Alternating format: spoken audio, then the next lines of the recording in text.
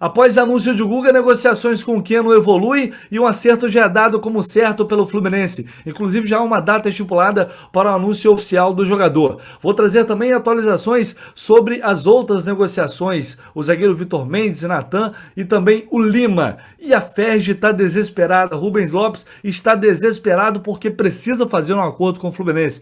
E esse acordo está mais próximo. Pode acontecer ao longo dessa semana e eu vou trazer aqui para vocês o que o Fluminense deseja alcançar nessa negociação para fechar os direitos de transmissão do Campeonato Carioca. Começando mais um dia de cobertura para deixar você, torcedor tricolor, principalmente, muito bem informado aqui no canal do Lessa. Seja muito bem-vindo. Se você ainda não conhece o canal, eu te convido a se inscrever aqui, a sua principal fonte diária de informação do tricolor. Você encontra tudo aqui sobre o Fluminense. Então vai ali, se inscreva e deixa o like aqui no vídeo também, que é muito importante. Se não quiser deixar agora, deixa depois. E compartilha, galera, muito importante isso. Compartilhe o canal aí com todo mundo que você conhece.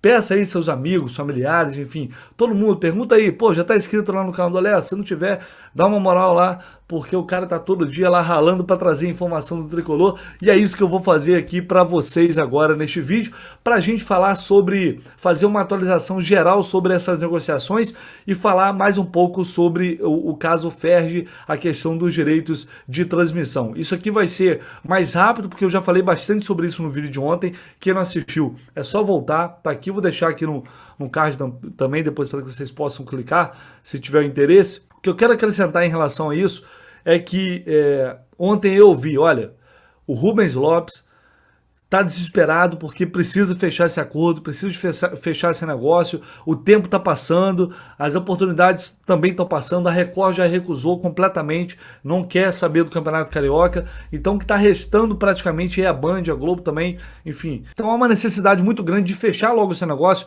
porque daqui a pouco o campeonato vai começar e a gente não sabe nem onde os jogos irão passar. É um negócio simplesmente bizarro, impressionante, mas é isso. Não chega a surpreender, é claro que não surpreende. Alguns clubes, inclusive, já estavam no meio do ano chamando a federação, pô, vamos negociar, o que vai acontecer, como é que vai ser. Só foram definir uma empresa, que é a Brax, para representar a federação, né, no mercado, para negociar esse direito de transmissão, só em novembro. E o resultado está aí. Não conseguem chegar a um acordo, daqui a pouco vai chegar final do ano e isso não está definido. Mas enfim, ontem eu trouxe a informação de que a FERJ está tentando uma reaproximação com o Fluminense, oferecendo um valor superior ao que tinha ofertado antes, porque agora Botafogo e Vasco saíram da briga, a FERJ não quer mais negociar com os dois clubes, que não aceitam, estão inflexíveis, não aceitam receber mais nada a menos que o Flamengo, e aí foi oferecido ao Fluminense 14 milhões de reais, né, com o Flamengo ficando com 20 milhões de reais, um montante total de 34 milhões, o Flamengo já tinha feito aquele acordo com a federação para ficar com 20 milhões, e aí o Fluminense teria esses 14 milhões. E aí o que o clube vem fazendo agora? O que o clube vem tentando? É aumentar um pouco mais esse valor. Talvez em mais 1 milhão de reais pelo menos. Chegando a 15 milhões de reais, ficando com uma diferença de 5 milhões aí para o Flamengo. Bom, faz sentido? Eu acho que é necessária essa reflexão. Porque antes o Fluminense tinha recusado todas as ofertas. Inclusive, também uma diferença de 5 milhões quando a federação assinou com 15 milhões para o Flamengo e 10 milhões para os outros. Então, você pode me perguntar, pô, Lessa, mas a diferença é a mesma, por que agora vai aceitar e antes não aceitava? Porque o Fluminense também está preocupado e focado com o que vai receber, não necessariamente com a diferença para o Flamengo. Né? Se antes ia receber 10 milhões, agora vai receber 15 milhões. Isso, se for esse o caso, talvez o Fluminense possa pedir um pouco mais, 16, 17 milhões.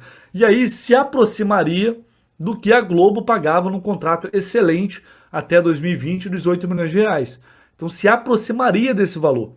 Ficaria bastante interessante para o clube. Aí, na minha opinião, a gente tem que pensar a coisa como um negócio aqui, como melhor para o Fluminense. Por que eu estou falando isso? Porque, cara, não dá para deixar de disputar o Campeonato Carioca. A gente sabe disso. Não dá para, não vou disputar o Campeonato Carioca. Não dá para fazer isso. Você vai ter que disputar. Né? Vai disputar de graça? É melhor aceitar 15 milhões ou é melhor perder esse dinheiro? Né? Eu acho que a gente tem que pensar dessa maneira. Se a gente for olhar para trás pelas ofertas que foram feitas até aqui, todas foram bem inferiores. Então, deixando um pouco de lado essa questão da diferença para o Flamengo, 15 milhões de reais, 16 milhões de reais, enfim, para mim já passa a ser bastante interessante, porque a gente está falando de um campeonato deficitário, que é o Campeonato Carioca. E o Fluminense, ele briga desde o princípio, assim como briga na Liga Futebol Forte, nessa criação, nesse processo de criação de uma liga, para cotas mais igualitárias. O Fluminense não está querendo ganhar igual o Flamengo, porque sabe que isso numa futura liga não vai ser possível. Ele quer diminuir a diferença. Então é o que está sendo feito agora, tentar diminuir a diferença e ganhando um pouco mais. Então, se realmente houver esse acordo, para mim passa a ser interessante. Apesar de toda, eu já falei aqui, de toda essa escrotidão, de toda a maneira sórdida como a federação lida com o Flamengo, negociando pelas costas, querendo fazer todo mundo de otário, querendo fazer todo mundo de palhaço, né? É a união Fla-Ferj, esse amor aí recíproco de um para o outro. A gente sabe disso, a gente sabe como as coisas funcionam. E isso não vai mudar também. O Fluminense aceitando ou não aceitando, essa realidade ela não vai mudar. Isso é um fato. E como eu disse ontem, o Fluminense tem uma relação com o Flamengo pela administração do Maracanã.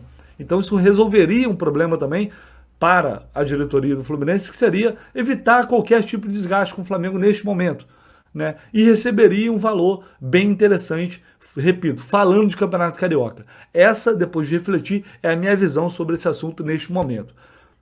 A gente tem que aguardar para ver se, enfim, isso vai se concretizar no papel, se essa proposta vai ser aceita, se o Fluminense vai conseguir um valor maior, a gente vai continuar apurando, mas é bem possível que até o final desta semana isso seja resolvido, porque, como eu disse, a federação precisa definir uma TV, precisa ir ao mercado, provavelmente vai ser a Band, para tentar vender esse pacote aí de direitos de transmissão. E tendo Flamengo e Fluminense juntos, é claro que isso fortalece bem mais o lado da Ferj. Por isso o desespero em fechar de qualquer jeito com o Fluminense. E é claro que o Fluminense tem como também tentar se aproveitar disso, né? Então vamos falar do assunto que eu acho que você está mais ansioso e está aguardando com mais expectativa, que são os reforços. Bom, Fluminense já anunciou ontem o Guga, trouxe o vídeo aqui no canal, e ontem mesmo eu trouxe informações sobre o Keno, que as negociações estão evoluindo, e o que eu ouvi depois, inclusive do que eu gravei aquele vídeo,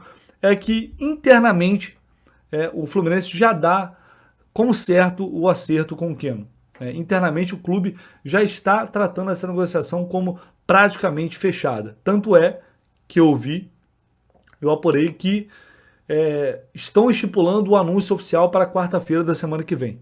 A tendência é que isso ocorra na semana que vem. O Keno saiu de férias, está na Bahia, enfim, assim como outros jogadores estão de férias. Então, essa negociação ela vem sendo costurada, mas você vai me dizer, Lessa, então você está cravando. Não cravo nada, cara. Hoje, a gente viu, já citei aqui o caso do Daniel Alves. Cravar e depois o cara tiver assinado. Mas é claro, quando a gente tem uma informação mais concreta, de uma fonte muito confiável, enfim, é óbvio que dá para segurar. E o que eu estou dizendo para vocês aqui é o que eu ouvi de mais de uma pessoa de dentro do clube. Aqui está tudo muito bem encaminhado, as coisas evoluíram, andaram, o Keno gostou da proposta do Fluminense, o técnico Fernando Diniz falou diretamente com ele, e ele se sentiu muito valorizado também por isso. A gente lembra que o Keno foi o primeiro jogador que a gente viu o Fluminense manifestar interesse, ou pelo menos que veio a público. Foi o primeiro, desse final de ano. Então, esse interesse de fato é muito grande nesse jogador. O Fred também está participando dessas negociações. Eu não sei se ele chegou a conversar diretamente com o Keno, com o Guga, mas ele está participando também dessas conversas. E depois desse bate-papo que o Keno teve com o Diniz, isso deixou as coisas ainda mais seguras.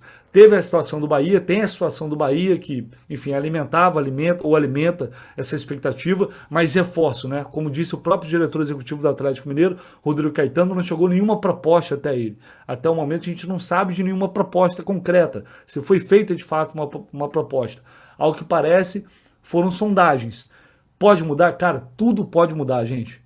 Tudo pode acontecer, futebol é uma loucura, mas hoje realmente as coisas caminham para um acerto com o Keno e o anúncio oficial nos próximos dias, até quarta-feira que vem, talvez na quarta-feira, enfim, ele pode querer antecipar também, se tudo der certo, tá? Então, só para deixar bem claro que tá tudo muito perto de ser concretizado, inclusive também com o Vitor Mendes, que é o zagueiro que está vindo de 23 anos, que estava emprestado para o Juventude. Nenhum desses jogadores se reapresentaram. O elenco do Atlético Mineiro se reapresentou ontem lá no CT do Atlético e nenhum desses jogadores estava na reapresentação. Inclusive o Natan. O Natan também está certo, né? Será emprestado por mais uma temporada, vai ficar no Fluminense em 2023. É outro que se sentiu valorizado pelo Diniz, porque o Diniz, né? Eu sempre falei para vocês aqui que o Diniz gostaria de contar com ele no elenco. Então, o Natan também vai ficar. É só uma questão aí de assinar o contrato, né? Ele está em BH, quando vier para o Rio, isso deve acontecer. A mesma coisa a situação do Vitor Mendes. E aí vocês vão perguntar sobre Lima.